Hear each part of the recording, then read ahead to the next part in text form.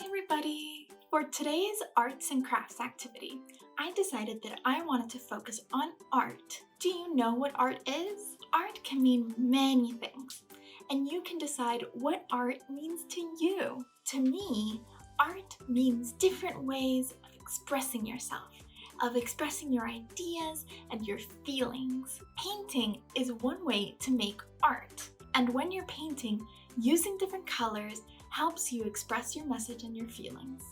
So today, let's first learn about colors. Today, you'll need any paint that you have at home. Brushes. You should have one that's thicker and one that's thinner. You should have paper, of course. I'm using white paper, but it can be any sort of color, and it can be construction paper too. And finally, a glass of water for our paintbrushes to wash off the color. But don't drink from it. Now, let's very carefully open up our paints. Remember, you have to be careful when painting, so you can put down newspaper or paper towels the way I did under your paper or under your paints to avoid paint getting on your table or wherever else you are painting. As you can see, I've already gotten paint on my fingers. But that's okay, because you can just wash it off. Let's put our paints on top of our paper towels. So before we start with our illustration today, I want to talk to you about colors and the 6 main colors that we're going to be using today. First, I'm going to make a red circle.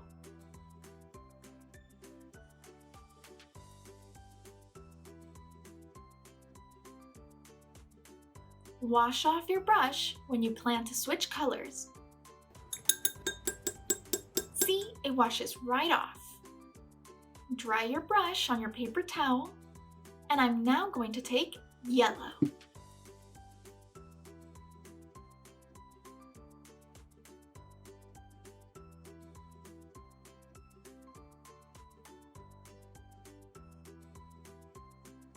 There we have a yellow circle. Rinse the brush again.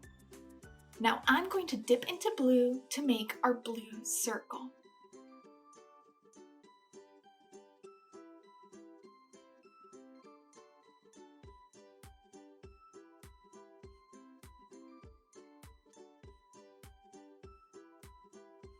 Red, yellow, and blue. Those are our 3 primary colors. Do you know what primary colors are? These colors can't be made by mixing any other colors together. They're sort of pure colors. But if these are our pure colors, what happens when we mix them? What if we mix a little bit of red with a little bit of yellow?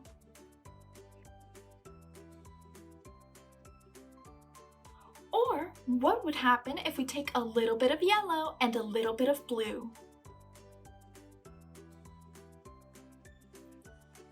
You get the secondary colors once you mix the primary ones. Those secondary colors are orange, green, and purple. As you can see, I had a bit of trouble opening these paints up too. But I finally realized a little trick. To open them up smoothly, grab the pot firmly and push the outer tab upwards. See? It did take me a while to figure that out though. Now that we have that open, I can show you orange.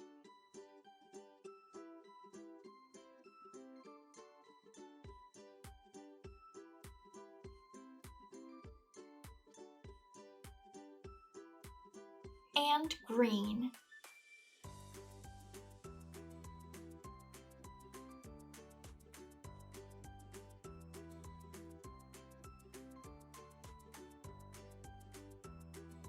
So red and yellow makes orange. Yellow and blue make green. What's missing? Well, blue and red. I'll start with red and then the blue. Together, they make purple. I'm using the pre-made, already mixed colors. just because it's faster to show you what I mean.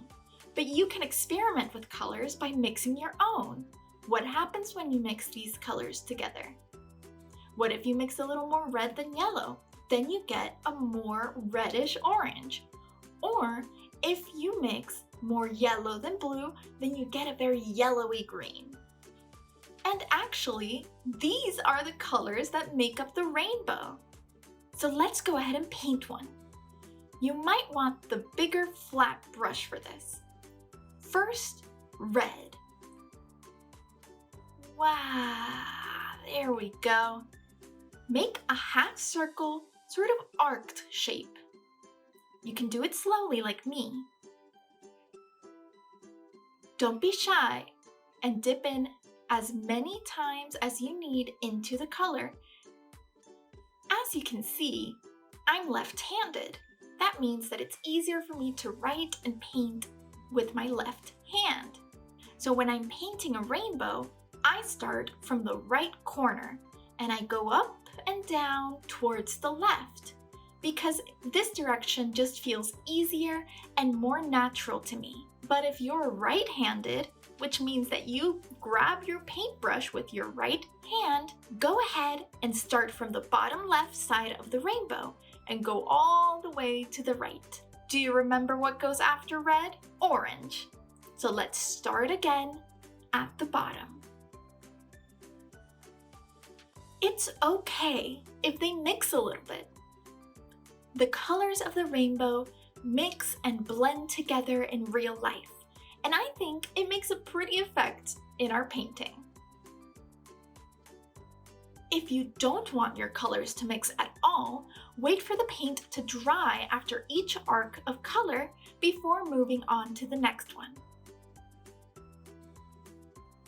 And there we have our second color.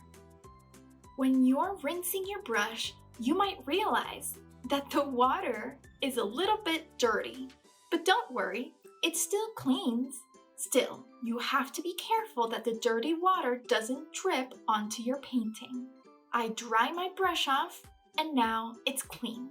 Now let's do yellow. Yellow is one of the hardest colors. Do you know why? Because yellow is so light, it's easily overpowered by the other colors. Do you see how I'm using the weight of the brush for the pressure of my brush stroke? And I use the width of my brush to determine the size of the stripe that I'm painting. Now, as I said, yellow is so light, it mixes very easily with the other colors around it. But you can just go over it again until you like how the color looks. I like that, so I'm moving on.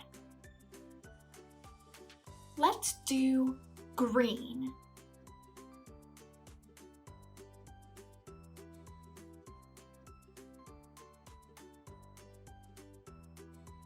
Again, it's okay if they mix a little bit at the edges.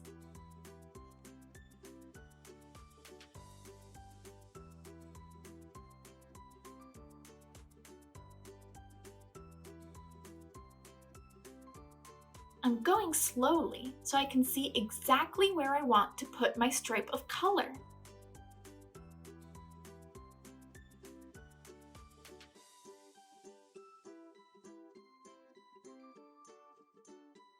Now we're almost done. What's the last color we'll do? Purple. Take your purple and paint it on the bottom.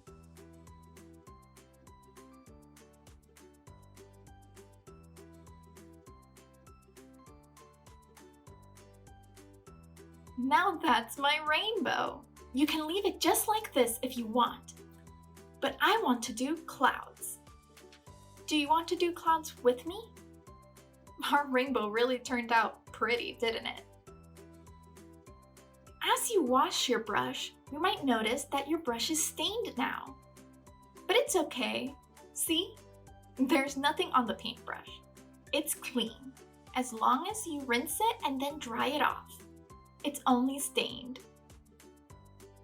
I know clouds are usually white, But since our paper is white, I want to do our clouds in another color so it doesn't blend into the background. I think I'm going to choose gray. I'm just going to do these little swoops using the flat side of the brush and twirling the brush a bit, just like what I did with the rainbow. Start and swoop, swoop, swoop. Now the other side, little swoops. The fun thing about clouds is that they all look different. They don't need to look the same or be perfect. They can be a little wonky, a little misshapen, but always fluffy, so remember to make those swoops. And now we have clouds. I'm going to paint the inside of the clouds gray too. I actually really like the gray clouds. I was thinking whether I should have done the gray or light blue for the clouds. But I'm thinking, when do rainbows come out? After the rain, so these can be rain clouds. After the rain, you get pretty rainbows in the sky. I love the sound of the brush on the paper. Do you? Now finally, let's take our yellow and draw the sun that came after the rain.